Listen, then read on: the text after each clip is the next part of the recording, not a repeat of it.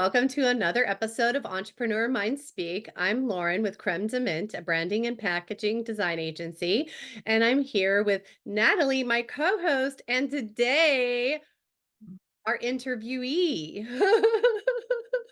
That's right. Hi, my name is Natalie. I'm the founder of Cloud Create Web Development. We do e-commerce websites as well as regular business websites for people all around the country.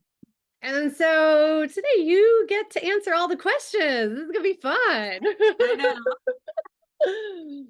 So let's dive in. Talk to me about your process. Like how do you get to know a new client's business and their products, and like what is your process for understanding what they need? So the biggest thing is just having a really, really good conversation to make it really simple.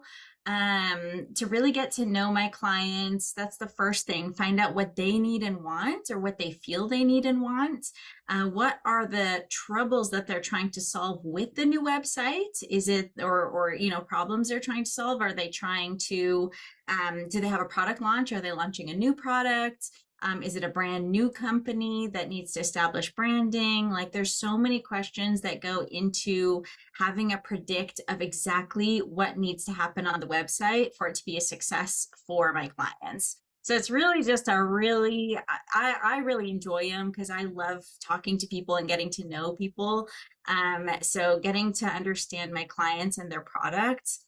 If they have a product, like if it's an e-commerce company, honestly, usually I'll buy the product because I like to have firsthand experience of the product. So I'll have it shipped to me just as if I was a regular customer, like they don't special send it to me or anything like that. That way I can also understand the shipping times, the packaging, what is the feel of the user when they receive the product so that I can really understand the product for myself and then help build them a website that reflects their product. That's so interesting. I love how you buy the product. Like you're like, okay, I'm gonna buy it to like really feel that experience as though I'm the customer so that I can build something with that in mind.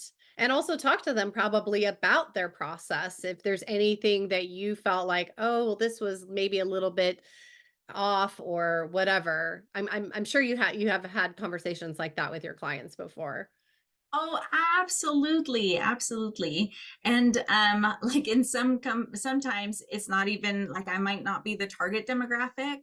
So like I had a diaper company. I don't have children, but I still ordered the diapers and then I had my friends use them who happen to have a newborn just so that I could understand the experience, and really have understanding for the product myself. But I also, of course, have like supplement customers and stuff like that. So I have a lot of products in my house from my clients and I love it. I love that too. That's so cool. And what questions do you get asked the most from potential clients? It's really interesting because the longer I've been in this space, the more I feel like I have understanding for what my clients typically need and want. And there are some pain points that seem to come up very often. And the biggest problem that I see that my customers I can help them overcome is that oftentimes my clients, they don't have full understanding of websites, right? It's not like they went to college for computer science and they understand the ins and outs of the internet and what it means to have a website and what goes into that. So they really lean on a company like mine or other developers to be able to give them insight into what they need. And unfortunately, oftentimes that leads to trouble because developers don't always have the skill set to be able to communicate to the client about what they need. So you get this kind of a tricky situation where the client or my client, really needs something, and then maybe another agency or a developer is not able to really help them find what it is that they need exactly and deliver something incorrect back to them. And to me, that's just a communication breakdown that I see in my industry a lot. So I've been really, really focused to break that down, like to make sure that I really understand the needs of the clients and that I can also explain back to them various different nuances about having a website or building a website in easy language that's not super technical, that doesn't like, sometimes I feel like specialists, they tend to hide behind vocabulary, and it's just like the client ends up being like, okay, like I hope that this is gonna go okay. Um, I don't want that feeling ever for my clients. I want them to feel fully informed with everything that we do for them and having a lot of participation. It is a collaborative effort to create something that is going to reflect them really well. So that's something that we've really worked on a lot. And I'm really proud to say that, like, we have that communication element really down. Yeah, communication and collaboration, like those are super important aspects of business in general. And definitely, I would agree with you. I mean, actually, that's how we first got introduced was because I was looking for a programmer for my website and I had struggled for years trying to find someone that I could communicate with that could see that detailed like every little tiny pixel, like it needs to be over by this and over by that. And I am happy to say, like, I mean, I had such a great experience with you that we became friends and then we started a podcast together. And it's like, how cool is that? That was so much fun, Lauren. To me, that is always like one of my special moments is when I got to work on your site and we got to Oh my collaborate God. together because your designs are Yeah. so beautiful. Oh, So thank you. Thank you. Yeah, no, it was definitely a lot of fun and it was so nice to work with you because you are, you can communicate really well. You do understand, you do seek to understand and you do understand like what I was trying to share and what your clients are trying to share. And you are really good at collaborating. So there's a yeah, little review for you. I appreciate that. I love it. What are like some must-have elements to make sure the website is easy to use and will help boost sales like for a product business? So the first thing, there's a lot of first things, but just to pick one of the most important ones, you want to have, like I would say, as a headline, like simplicity. So you want to have things like the navigation, for example, to be really simple and easy to see and easy to use. You don't want to have very creative but complicated menu, which sometimes can be a bit of a trend in my industry. It's like, oh, look at this cool menu. It's like a hamburger icon, and then it swings open and it has all this fancy animation. Like, if you're going for sales, you really want to stay away from that. You want to have things very user friendly. The menu items should be named in ways that people understand. So, not using special terms that might be specific to an industry that a user might not get. So, really simple wording, simple layout. Your logo and branding, of course, should be pretty clear, using your brand colors and all that kind of stuff. And having your messaging be really clear. It really, for me, as far as effectiveness in selling on e-commerce, you really just want to make sure your messaging and your overall user interface is really simple and clean and clear for people to understand.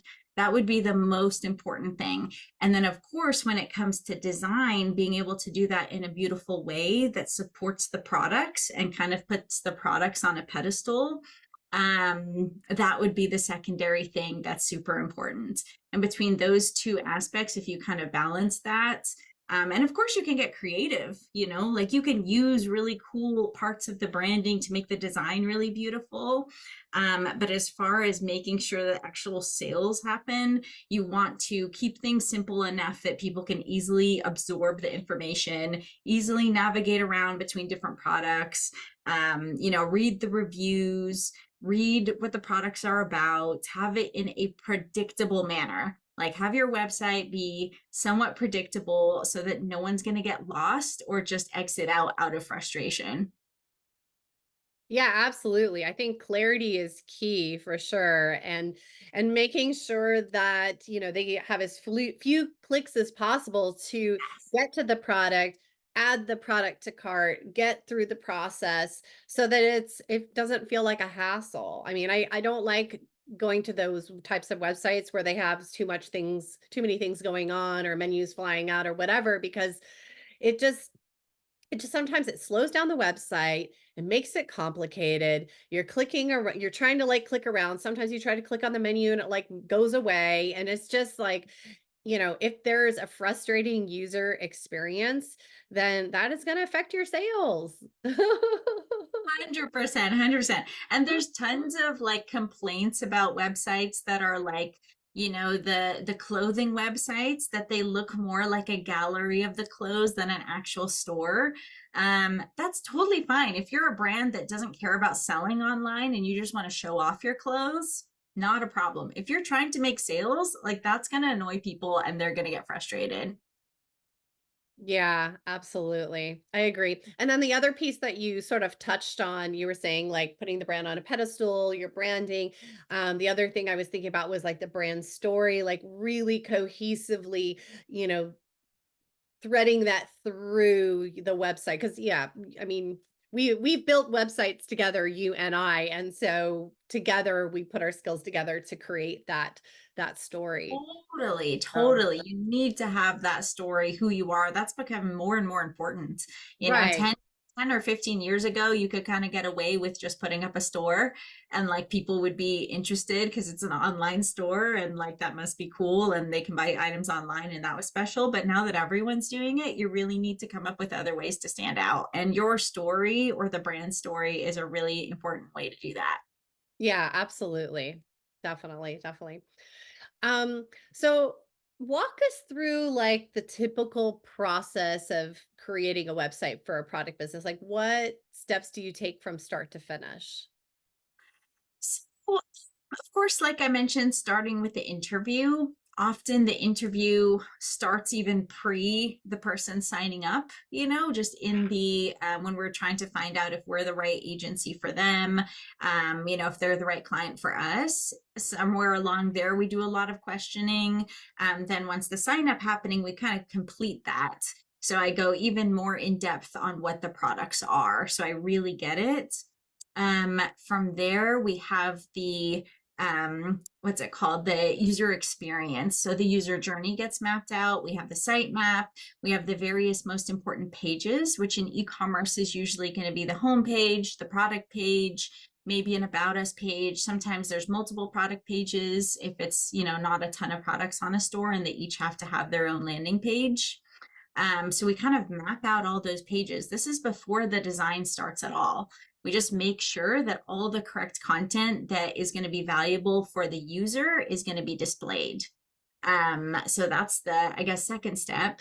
Then we get into design, making it all look beautiful, making sure that the design really matches the products and that it all looks great. And then the last thing is really, well, I guess then the development. Of course, we develop the design. And then the last thing, which kind of ties into that, is setting up all the third-party applications, because that is such a big part of e-commerce these days, especially Shopify, which is the main e-commerce platform that we build on. It is so powerful when used in conjunction with things like Klaviyo, Recharge for subscriptions, Rebuy for upsells and carts. And there's so many magical things that you can do with a website these days that you really don't want to lose out on. And what I love about these products, the ones I just mentioned, especially, is that they're not like salesy. They don't push the customer in any direction that they don't want to go. They're not distracting from the products themselves, but they actually help the customer and give them more access and more exchange with the brand that they love, right? So those are all the final steps where we kind of tie all that together. And then, of course, we have testing, making sure that the quality is perfect everywhere across the board, any changes, and then we launch. So we try and keep a really simple process. I don't like having like long, very extensive processes, because at the end of the day, it's the client that has to also participate in these parts. And I don't want to have a lot of stops on it for them. So we try to keep it really streamlined. But it's a relatively simple process. The most complicated things can be, when product images have to be made, maybe a product video has to be created. These are elements that we don't necessarily do, but we're often assisting on, and that can add some added complexity because now we're dealing with, other contractors or whatever. But as far as like actually building out the website, we really try and keep it really simple, very high communication. I'll usually have a meeting a week with the clients that I'm working with, although that's a bit variable as well, depending on their schedule. You mentioned earlier a sitemap. Mhm. Can you describe to everyone what a sitemap is and why it's important? Yeah, so a sitemap in itself is literally just a map of the pages and the hierarchy of the pages. So you don't need any kind of fancy software or anything to do that.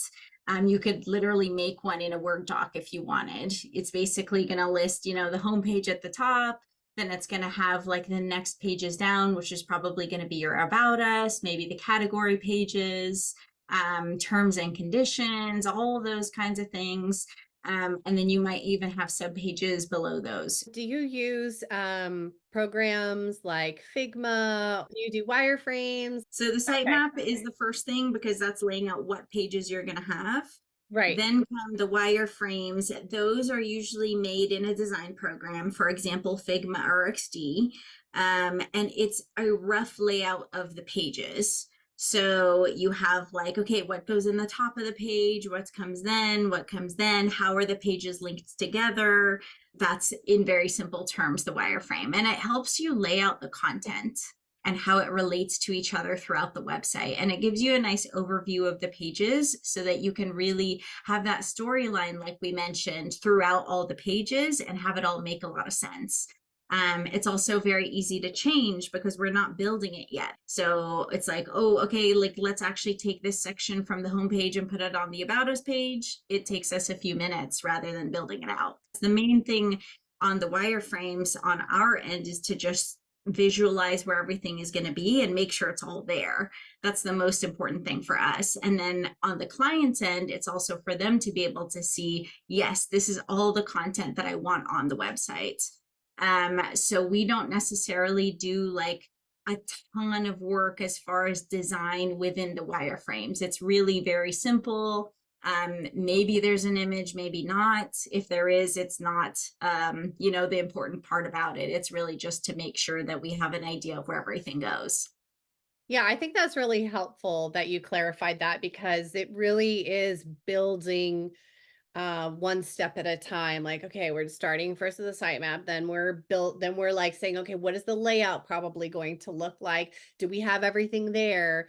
And then moving on to designing and stuff like that and then building. I mean, I think it's really helpful to have it in steps like that. And it's not just done like with snap of your fingers.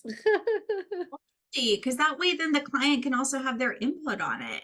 So you're totally right. It's like such an important thing because when you have a gradient scale of agreement on a product or a project, they're going to be super happy with it on the end by the end. Whereas if it's just like, okay, cool, I'm going to build out the whole thing, hopefully they like it, there's just so much room for error. They might not like the content in there at all, or they might not like how it's laid out, or they might not like the structure. So it's definitely helpful to have it on a gradient scale so that, okay, we have agreement on where everything goes and what's going to be there. Now we can start working on the design and get agreement on that.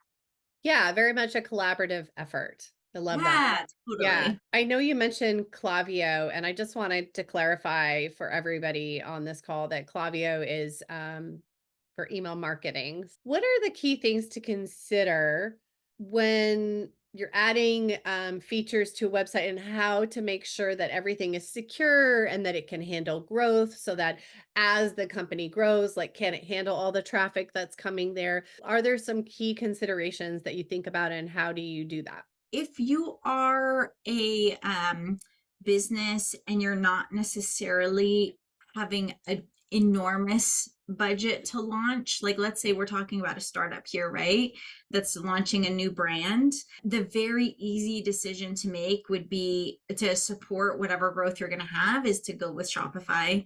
They handle all of the security for you, and they also handle the servers and traffic and all this kind of stuff. Whereas if you go with another platform, like for example, WordPress, right? You can build e-commerce sites in WordPress as well, and that's quite common. But you don't have as strong a security. You're going to have to do some extra stuff to make that as secure as Shopify. And also, you're going to be picking your own hosts and stuff like that.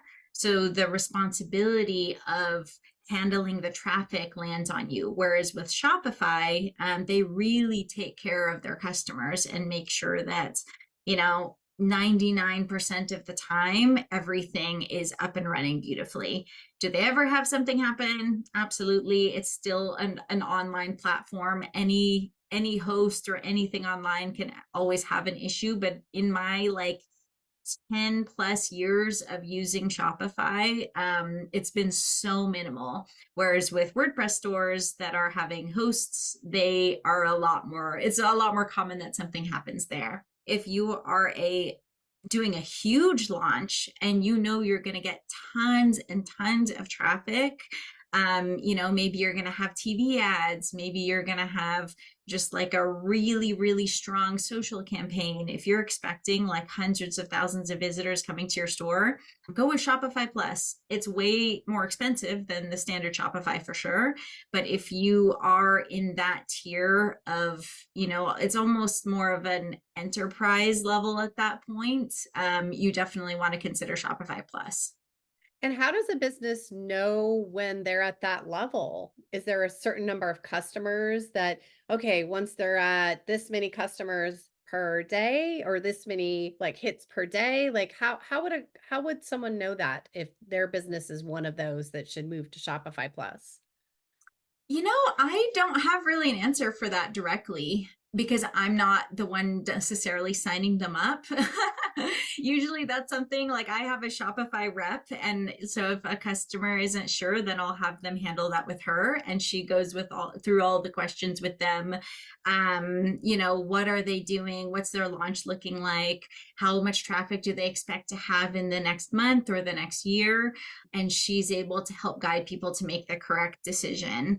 The other thing is that Shopify is changing all the time. They even increased the Shopify Plus subscription from 2,500 to 3,000 only in the last year. So there's been so many changes. It's not something that I can personally keep up with, but I'm definitely happy to, share my rep with anyone that comes along. And how do you make sure that people's websites show up in search results? So we're not an SEO agency, so I don't really take on that responsibility of ensuring that they show up anywhere. We do all the basic setup for SEO. So when it comes to alt tags, title tags, making sure the store is very fast. So we want to make sure that the loading times are really quick. The images are all the correct sizes so that doesn't add to the loading time. Making sure all the descriptions are set correctly. All of the basics that we can do prior to a site launch, we will do to make sure you have the best chances possible when it comes to SEO. At that point, if you really want to delve into SEO itself, there's of course tons of things you can do, like writing articles and research and link backlinks and all kinds of stuff. But that's not something that I have in our agency. That's not my expertise. I've definitely dove into that for my own business, but I don't really do it for clients either. It's also one of those ever evolving industries. Definitely challenging to keep getting your business noticed on Google. There's so many things you can do for SEO, and there's so much to stay Right. on top of. It's its own field, really, kind of more adjacent to like digital marketing, where they have ads. So some companies Yep. they'll offer digital ads, like Google ads and stuff like that, in together with SEO, and I think that's quite smart, so that it can kind of work together. And the other thing is it really does depend on what type of product you have because like if you have a supplement product, writing blog posts saying like this does this and that or whatever, like that's a very tricky space. You have to be careful that it doesn't come across as claims or, anything like that. And so typically for the clients that we design websites for, we're not creating blog posts for them that are talking about supplements because it's just too tricky from a legal perspective. Totally, totally. And like you said, every agent or every industry has its own rules and regulations and what you can say and what you can't, and also what's interesting to their customers. You have to think about the journey of the customers. I find that for, beauty products, for example, people aren't searching on Google like what, beauty product, I don't know, whatever the beauty product is, mascara, they're going to, look at TikTok or look at Instagram and see what other people are saying, see what influencers are saying, and they're gonna probably try out those products. They're less likely going through that path of searching on Google for it. So it becomes Totally. like less relevant because that's not the path that the customers are taking. Whereas, like for my business and your business, people are going to Google, they are typing in and they're saying, package design for supplement products. And then, my business pops up because we've written all these articles and we've specifically focused on words to make that article pop up for those certain search terms. So I think that that piece is important to think about too. Like, what is the customer journey, and how does your customer discover your product if you're selling a product? What do you do when clients' ideas don't match up with web design best practices, and how do you find that balance? I have been blessed to most recently have like amazing clients that have a knack or understanding for websites and what can be good on them or not, and generally listen to advice that I give. So I feel very happy for that, but that's not to say that I haven't been in situations where it was definitely the opposite. And I have found that like communication again is the most important thing. So like if a client is like, "Hey, I want to do blee blee blee on my website, um, help me make it happen," or whatever, right? And then I definitely, if I don't think it's a good idea, I will make it known in a very polite and respectful way. And why I think it's very important to handle these kinds of things very delicately is because I've been in this industry since 2008. Like I know the ins and outs of websites and best practices very well that I can confidently say. But that doesn't mean that I fully understand every aspect of that person's business. So, in certain instances, could it be that that person, in applying something that might not normally be a best practice, is actually the best for his business? It could be. So, like, I handle these conversations very delicately. Like, it could be that this person is coming from, a particular marketing campaign that he wants to run that I don't know anything about, and that this thing that he's asking for will actually match up really well. That's where the communication comes in. Like, I can originate, "Hey, this is not normally something that's done, successfully. Tell me more. What are you trying to achieve? Where is this coming from? Why are you thinking this is a good idea?" In a very nice way. And then they'll tell me. And then from that communication, I can then give them added advice. Maybe it's still not a great idea. And at the end of the day, if they have all the information that I can give and I've given all the resources, it's their website. So it doesn't happen often. As a matter of fact, I can't even really remember the last time that this did happen for me, but there have definitely been times in my career where it was like, okay, cool. Like, this is their decision with all the information that they have. They're still sticking to this decision despite maybe my opinion about it. And at the end of the day, they hired me. So I'm going to make it for them. There's Right. definitely been moments like that.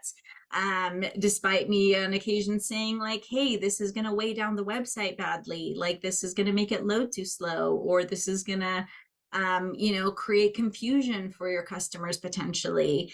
I can give all of these warnings, but it's still their thing. It's their product, it's their business. And my job is to help them make a website that's as successful as possible, but also in line with what they want. So again, it's very rare that this happens, but I try to handle those things as respectfully as I can, considering it's their business and not mine. Sometimes people come to me with designs that I don't necessarily think are going to be super successful. If they hired me to develop the thing, I'm not going to be like, hey, these are horrible, like bring me something else. They already hired me to build what they're providing. So at that point, I would just have like a conversation of like, hey, how much of my input would you like? Are you open to me giving you some suggestions that I think might make this an even more successful project, right? And oftentimes they are. And then, often some minor adjustments goes a long way and people can be happy overall. But it's definitely like a tricky thing. I've also seen it go the other way. Just as a quick note, this wasn't myself, but I actually have a close friend, totally irrelated to our industry, but she's an Amazon consultant, and she consulted for somebody and adamantly told them not to go that direction with all her experience. And she'd been in the business for like 10 plus years. And she was like, this is not going to go well. Don't do this. The guy did it anyways, and it was massively successful, even though it went against all she knew about Amazon and all she knew about the analytics and all she knew about all these things. So I do feel like us as specialists, we can remember to be humble sometimes, sometimes. Yes, you're absolutely right. That is such a good point. I'm so glad that you brought up that example because, sometimes there are people that are disruptors in an industry and, we might not see it and they may see something that we're not seeing. And, entrepreneurs are visionaries. And if you have a specific vision as an entrepreneur and you're certain that that vision is the right one, then, you want to work with someone that's going to help you realize that vision. How do you know if a website you created is successful? Like, what kind of feedback do you usually get from clients? So this is also an interesting thing because I love my space because my job is not necessarily to make a website have lots of sales, right? My job ends when they have a beautiful website that they love, they're confident in, it works really well, it looks great.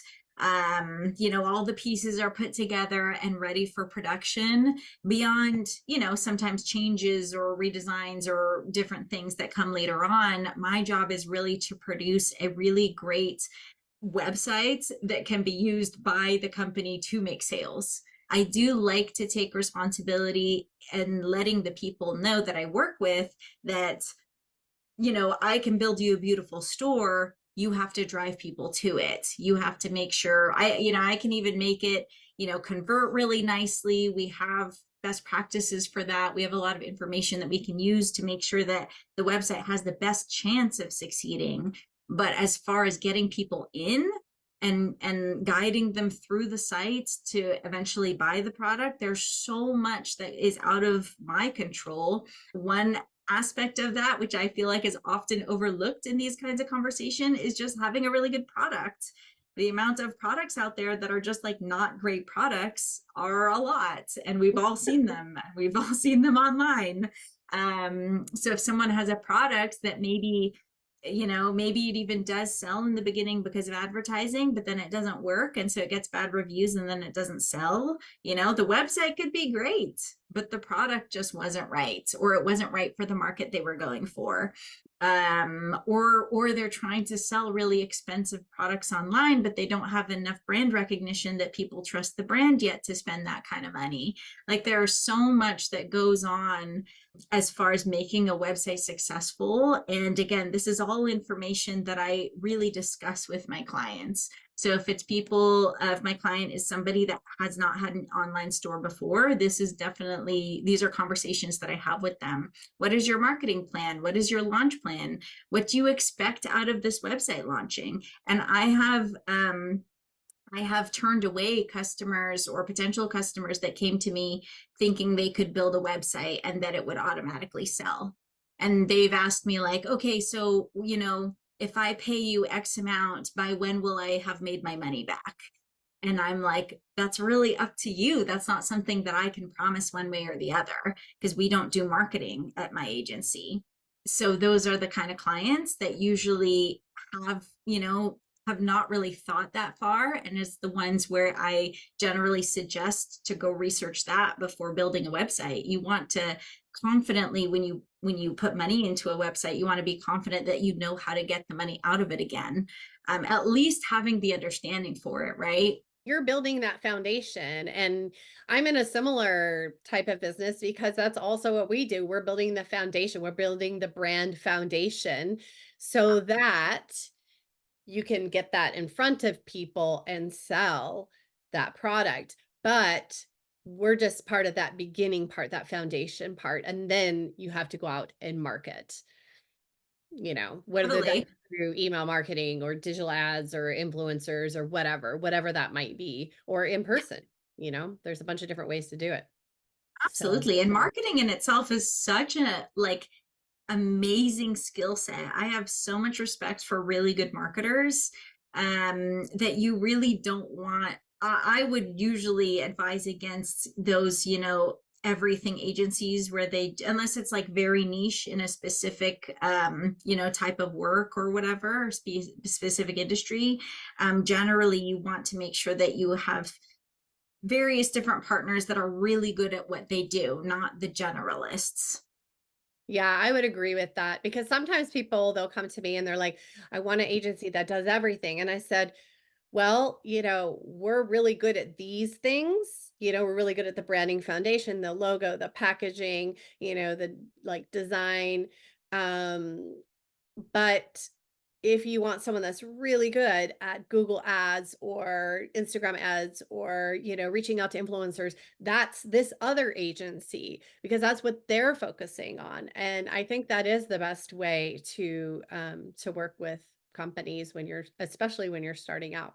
And what advice would you give product businesses that want to improve their online presence and keep their websites up to date? Definitely changing out content is the best thing you can do. Whether that's in the form of adding blogs, changing out your hero section on the website, I think is really important because it shows that you're staying current. Honestly, even if you just did that once a quarter, every season you just put a fresh picture up, maybe change the wording a little bit, put up a new special, just something to show that people show your potential customers that you're alive and that you're there. Because when people go to a website and it constantly stays the same, it gives kind of an idea that maybe there's no one really behind it. It's a little bit like, is this company alive? Like, are they participating on their website? Is something happening? If I place an order, is it actually going to arrive? And I've had that before where I've actually bought from a place and their website was always the same, and I checked it multiple times to make sure my item was arriving, and it was coming from Europe, so it took like several weeks, but there was no updates anywhere. There was nowhere for me to log in and check my thing. The website was super static, so like things that had marked like, oh, there's only 3 left, would have the same 3 left later, like months later or weeks later, I mean, when I was checking. And I was like, oh my God, like I might have spent $200 on nothing. And my trust in that website went way down. It did end up turning up. So I was like, okay, good. Like a real, it was a real website and like a real package arrived. But you just want to look alive. Yeah, I think making sure that you keep that trust there and intact is super important. And I think what you just described, like really, pinpointed like what that experience might look like for a customer. If they're going through that process and they're like, well, like, I don't know. And then it may make them less likely to go back and purchase again because they felt this like anxiety that maybe they weren't going to get it or, that whole experience. So, Totally. Not yeah. to mention that, like, the nice thing right now is that websites and e-commerce, and this might be something that is debated a lot within my industry. So people might have various opinions on this, but compared to when I started in 2008, right? So the first like 5 or 8 years in the industry were so fast changing. It was so fast paced. Like Shopify was constantly updating stuff. WordPress had come out and was like taking over the internet. Like there was so much going on online at that time that you really had to like stay on top of the industry like a hawk to be able to give your customers like the latest tech essentially. Now it's really shifted. It's still shifting fast, but not as fast as it was. So, but you do need to kind of stay on top of the trends of like, what do people like to see on the website? Something that's gained huge popularity in the last 5+ years is chats. People like to see that there's a little chat support there so that when they're like, where's my package? Or what's your refund policy? Or can I have a coupon or whatever? Having these little chat support things, that's hugely successful. Having detailed FAQs is really important. Having an easy return process that's ideally part integrated in the website so that people don't have to worry too much about like, are they going to have to buy a label? Is it going to be a pain to ship it back if they don't like it? These various different things that are really just user experience related. Constantly enhancing those is definitely something that you can do to keep your website up to date. As well as adding on like, I don't know, maybe you've never tried subscriptions and you could try subscriptions. Maybe your product is something that would do well with that and you can try things like that to increase your revenue. So it's definitely the stores that do the best are constantly trying these things out to see what kind of results they can get.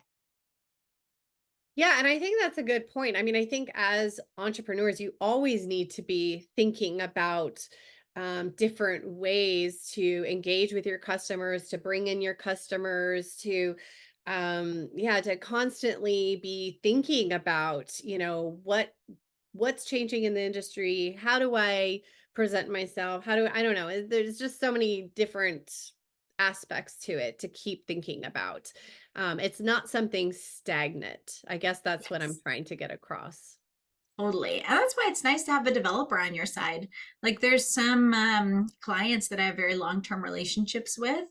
And, when they need something, they know they can count on us to like ask us about it, we can help them integrate it. And it's not something that's daunting to them to stay on top of these trends.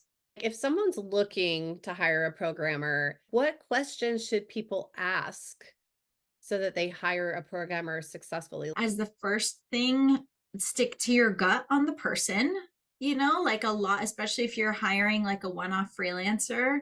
It can be a risky business. And unfortunately, I say that. It's like there's unfortunately a lot of people in my industry that are, they're not great communicators. They have so much going on that they wouldn't be able to get back to you soon.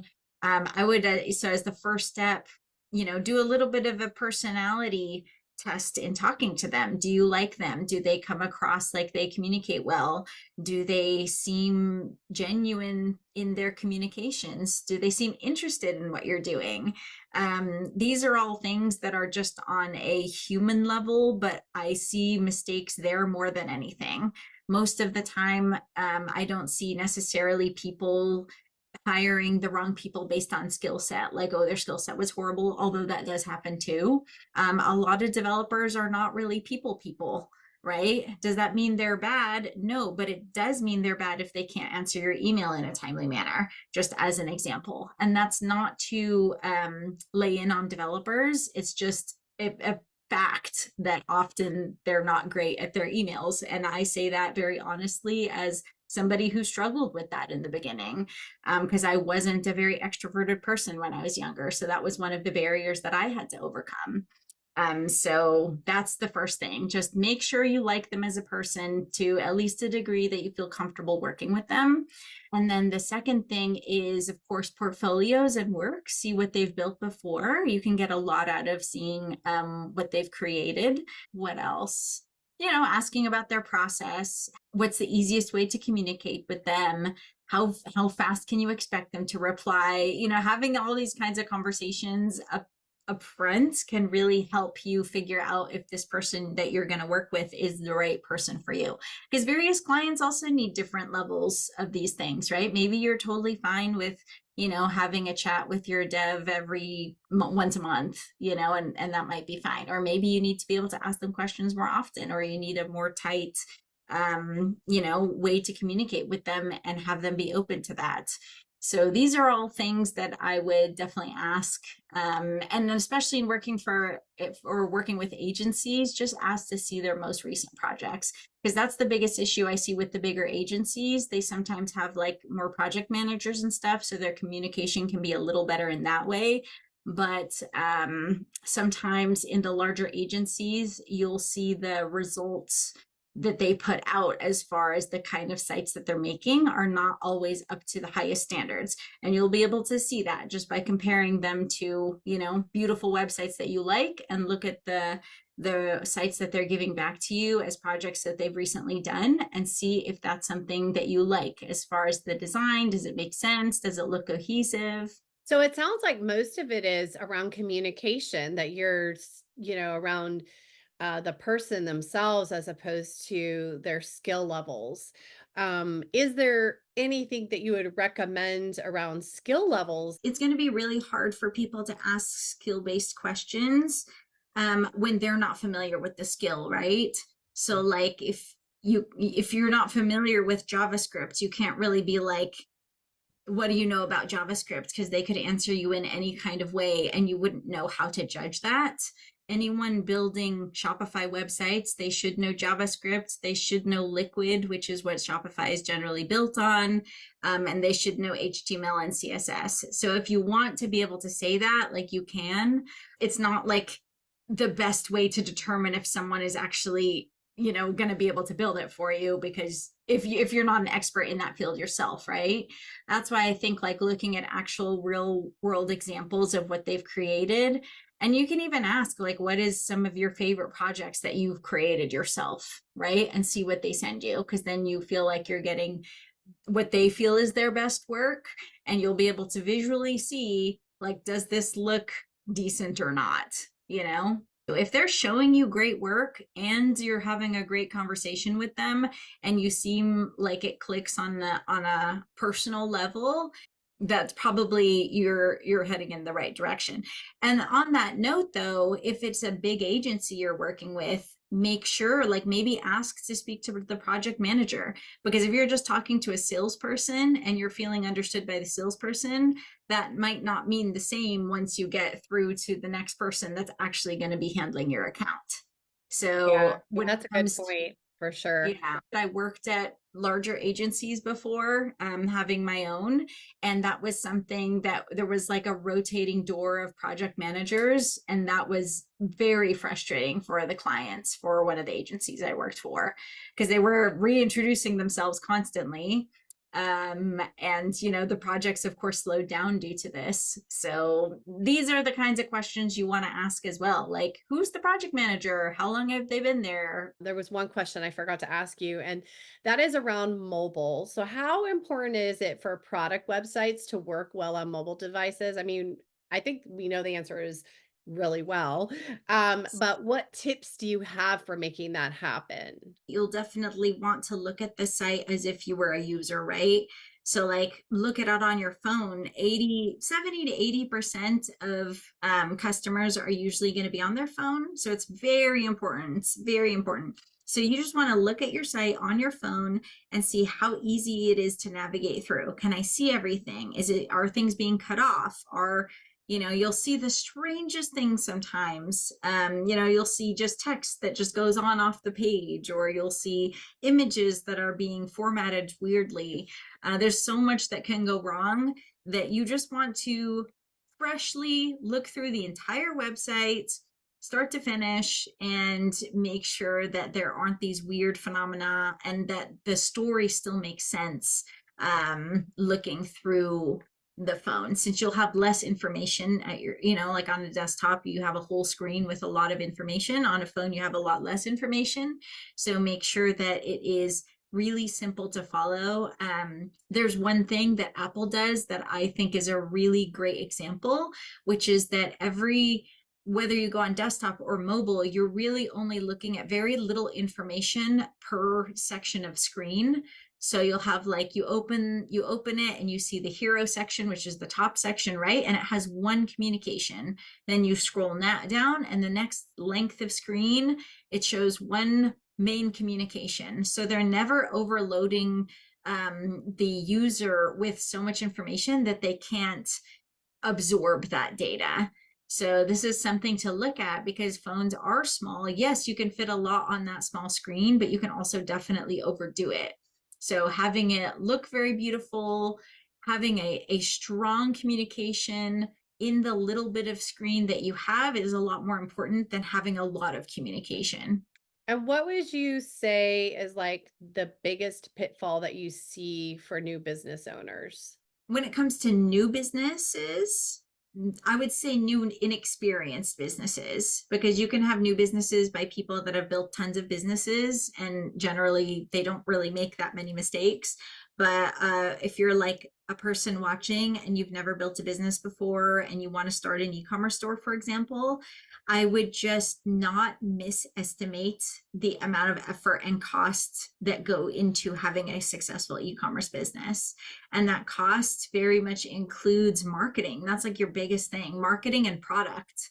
So like if you are buying product and then having to market it, like your website could be 20,000 and that might be the smallest bill because of the vast amounts that you might need to spend to get your product into your customers' hands.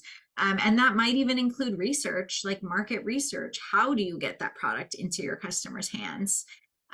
So I think like realistically setting out a budget for the next year, understanding what the costs are going to be. Are you going to do social media marketing? Are you going to do SEO? Are you going to do ads? How much are all these things going to cost? Are you going to do all of them? Are you going to have press releases? Are you going to try and show up on TV? How are you going to market this thing so that people actually know about your product and are going to buy it? I think that that's the biggest thing, because people get really excited about their products especially if they haven't done a business before, right? Or built a business, they'll be like, oh my God, like I created this amazing supplement and it's gonna, just gonna blow the world away with how effective it is. And then they have their site and they set their site up and maybe they build it themselves or maybe they hire someone to do it, but then they don't know how to actually get people to buy it. And that I think is the biggest equation across the board for businesses. It's not just having a good service or having a good product, but it's how can you get that product or service into the people's hands? And we all know businesses that deliver a mediocre product and yet are huge in their industry because that's the name that people know. It's not because they're the best, it's because that's just the brand that they understand and they realize and they feel comfortable spending their money with. Well, they're the best So at marketing. And I think that's exactly. the part that people don't understand oftentimes, new business owners, they don't understand that they are in the business of marketing. They are Yes, now a marketing firm, even though totally. they're marketing a product, but like that is what they are. They are marketing. And if they don't understand that piece, then it's going to be really tough because you have to be able to, you have to be able to market your product. And when you're marketing a product, it's, if you're actually have a tangible product, not like a service like you and I do, which we're creating a product, but it's more service based. When you actually have a physical product, like how are you going to how are you going to get that in front of people? Is it through influencers? Is it through ads? Like all of the things that you mentioned. And that costs quite a bit. I think when we had another person, another agency on this call, they talked about like $10,000 a month. And that Wow. wasn't everything. That was just sort of like the bottom level. So you're looking at, $100,000 a year to spend in marketing. And I think that that's a piece that a lot of business owners think that they can get around. Yeah. And if they have a product that is, if they have like maybe really good connections, and if they have a product that people are just hungry for, which, it's getting so competitive now, it's hard for those products to even, be found. But if you have a product like that, yes, you may be able to get away with less, but it's yeah, it's not easy. And so I think making sure you have that budget, that is so important, just like you said. So Yeah, it sounds like a kind of boring thing to talk about, but it is yeah, the most important thing. It's it like the least fun is. for business to do. Right. Yes, absolutely, absolutely. Is there anything else that you would like to share with our audience today? They know how to get a hold of you because it's at the end of every one of these episodes. But is there anything else you want to share? I would just say, like, if you're out there and you're a business owner and you have a website or you want a website and you're not an expert at it, that's totally okay. And, hire someone that you feel really comfortable with and that you feel like you can take advice for them and that you feel like they hopefully would have your best interest at heart in their communications to you, right? So, like, I know that that's kind of a lot to ask, but it does exist out there. There's definitely plenty of agencies and plenty of freelancers that will really go above and beyond for their clients to make sure that their clients are super happy and that they love their website and that they feel really comfortable working with them. So I would say, like, that's not too much to ask for people. Just because you don't understand websites doesn't mean that you won't be able to have a lot of control over your site with the correct partner there helping you do everything that you want. Well, thank you, Natalie. Thanks for Yes, being thank the you. interviewee on this episode of Entrepreneur Fun. Minds Speak. Thanks, everybody. See you next time. Bye.